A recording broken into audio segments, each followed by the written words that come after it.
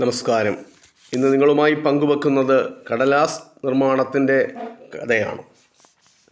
എല്ലാത്തരം കടലാസിൻ്റെ നിർമ്മാണം ഏതാണ്ട് ഒരേ രീതിയിലാണ്.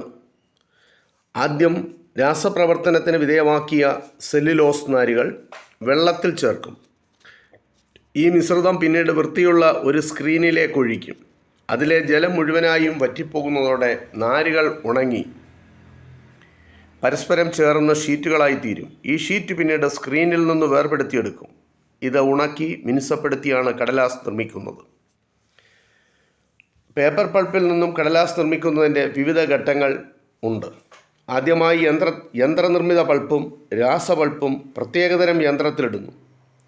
ബീറ്റിംഗ് എഞ്ചിൻ എന്നാണ് ഈ യന്ത്രത്തിൻ്റെ പേര്. ദീർഘവൃത്താകൃതിയുള്ള ഒരു ടാങ്കിലൂടെ വെള്ളത്തിൽ പൾപ്പ് ചുറ്റിത്തിരിയുന്നു. പിന്നീടത് ഒരു സ്റ്റീൽ കത്തി ഘടിപ്പിച്ച റോളറിലേക്ക് ഒഴിക്കും. തുടർന്ന് കടലാസ് നാരുകളെ ആവശ്യമായ നീളത്തിൽ മുറിച്ച് ഏതുതരം കടലാസാണോ വേണ്ടത് അതിനനുസരിച്ചുള്ള ഗുണനിലവാരത്തിലാക്കും. പിന്നീട് കടലാസിൻ്റെ ഉപരിതലം നന്നായി മിനുസപ്പെടുത്തും.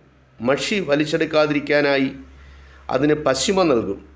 ഈ മിശ്രിതം പിന്നീട് കടലാസ് യന്ത്രത്തിലേക്ക് കയറ്റും. വെള്ളത്തിൽ ചേർത്ത് നേർപ്പിച്ച തടി മിശ്രിതം കടലാസ് യന്ത്രത്തിലൂടെ കടന്നു പോകുമ്പോൾ ഈർപ്പം വാർന്നു പോകും.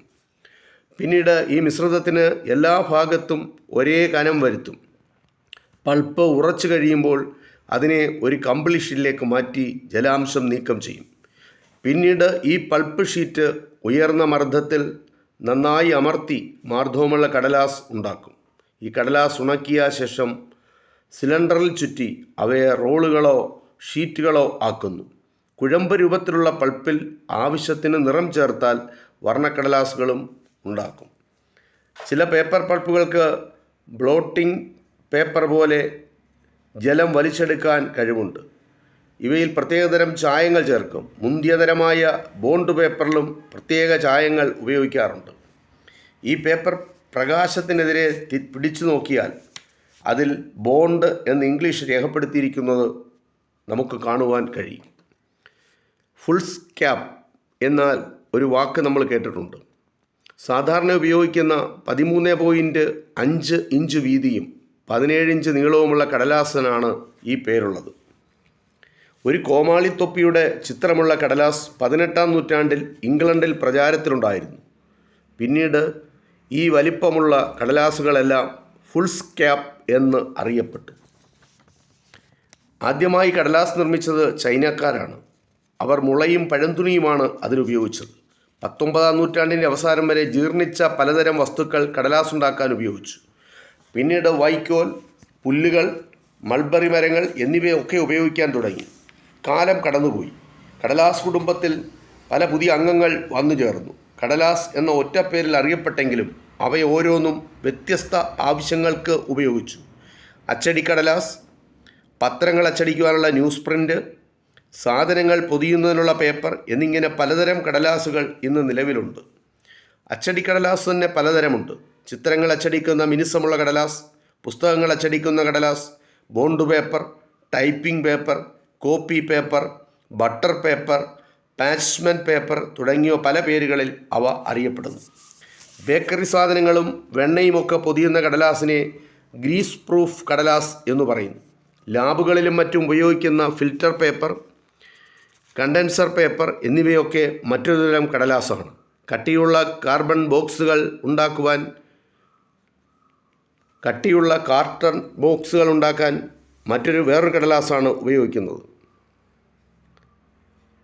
Tissue paper, paper plate, paper napkin തുടങ്ങിയവ കടലാസുകളൊക്കെ നിർമ്മിക്കുന്നത് പ്രത്യേക രീതിയിലാണ്. കടലാസിലെ അടിസ്ഥാന ഘടകമാണ് സെല്ലുലോസ്. ഇതൊരു ജൈവ സംയുക്തമാണ്.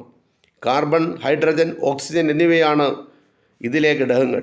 സെല്ലുലോസ് അടങ്ങിയ ഒരു വസ്തുവിൽ നിന്നും നമുക്ക് കടലാസ് ഉണ്ടാക്കാൻ കഴിയും. എല്ലാ ചെടികളുടെയും കോശഭിത്തികൾ ഉണ്ടാക്കിയിരിക്കുന്നത് സെല്ലുലോസ് കൊണ്ടാണ്. അതുകൊണ്ട് തന്നെ ഏതുതരം ചെടിയും കടലാസ് നിർമ്മാണത്തിന് ഉപയോഗിക്കാം. എന്നാൽ ചില ചെടികളിൽ സെല്ലുലോസിൻ്റെ അളവ് കുറവായിരിക്കും. കൂടുതൽ സെല്ലുലോസ് ഉള്ളവയാണ് കടലാസ് ഉണ്ടാക്കുവാൻ ഏറ്റവും അനുയോജ്യം. കട്ടി കുറഞ്ഞ മൃദുവായ മരങ്ങളാണ് കടലാസ് ഉണ്ടാക്കുന്നവർക്ക് ഏറെ പ്രിയം. ദേവദാരുമരം, ചണം, യൂക്കാലിപ്സ്, പശമരം, പഞ്ഞിമരം, ജീർണിച്ച വസ്തുക്കൾ, ഉപയോഗശൂന്യമായ ലിനൻ തുണി, കരിമ്പിൻ ചണ്ടി, മുള, മൾബറി മരങ്ങൾ എന്നിങ്ങനെ പലതരം അസംസ്കൃത വസ്തുക്കൾ കടലാസ് നിർമ്മാണത്തിന് ഉപയോഗിക്കുന്നു. പഴയ അച്ചടി കടലാസിനെ മഷി, പ്രത്യേക രാസവസ്തുക്കൾ ഉപയോഗിച്ച് നീക്കി പുതിയ കടലാസ് ഉണ്ടാക്കുന്ന വിദ്യയും ഇന്ന് നിലവിലുണ്ട്. കടലാസ് നിർമ്മാണത്തിലെ പ്രധാന ഘടകമാണ് വെള്ളം.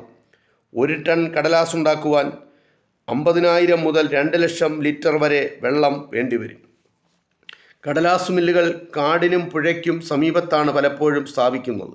പൾപ്പുണ്ടാക്കാൻ വേണ്ട മരങ്ങൾ എത്തിക്കുവാനും വെള്ളം കിട്ടാനുമുള്ള എളുപ്പത്തിനു വേണ്ടിയാണ് ഇങ്ങനെ കടലാസ് മില്ലുകൾ കാടിന് സമീപം, പുഴയ്ക്ക് സമീപം സ്ഥാപിക്കുന്നത്.